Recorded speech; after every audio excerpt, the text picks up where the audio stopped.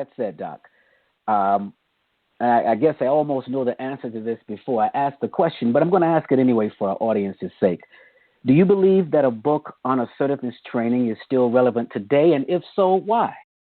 My book is relevant because I give three means of communicating a response. One is passive, don't say nothing. Another one is assertive.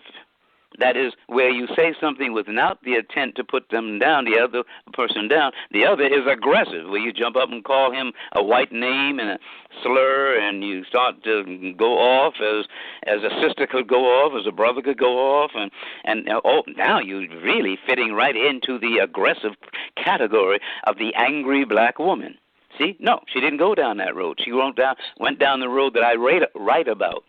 That she chose the way of responding to be an assertive. She was not passive, she was not aggressive, but she was assertive. That's what my book talks about.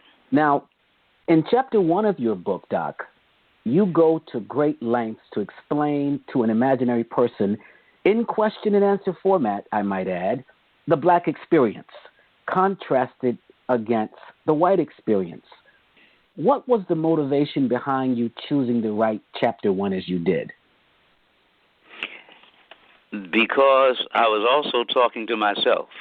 I was saying, here you've gotten a good education. Here you had people who were interested in you, wanted to help you out, be prepared for a future life and career. And there were good, nice, well-meaning white folks called nuns. And they weren't trying to harm you.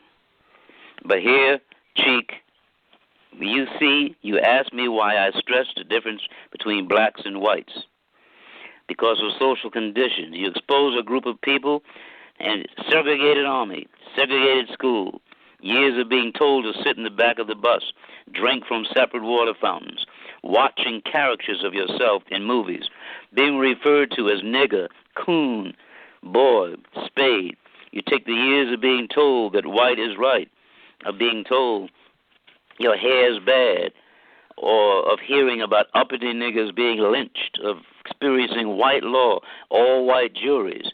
You take all that crap as part of your roots and part of the fears of black parents and grandparents, and you have a group of people who are different in many ways from those who are not the targets of such action. I call those white people.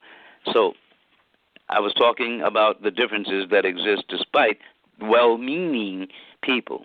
They're not dealing with the realities. They're ignoring the realities, as my favorite Randall Robinson says in the book, The Debt. They're papering over the differences and the pain, the things that cause pain, that cause psychological damage. They're papering over that, and even now it's even more important with the concept of post-traumatic stress disorder and things of this nature and their impact on the mind and the amygdala that I teach about. It was so deep, Kelvin, it is so deep and disturbing that the well-meaning people completely miss the implications of the tragedy of black exploitation.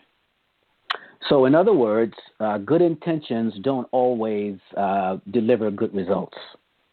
Good intentions can be based upon ignorance.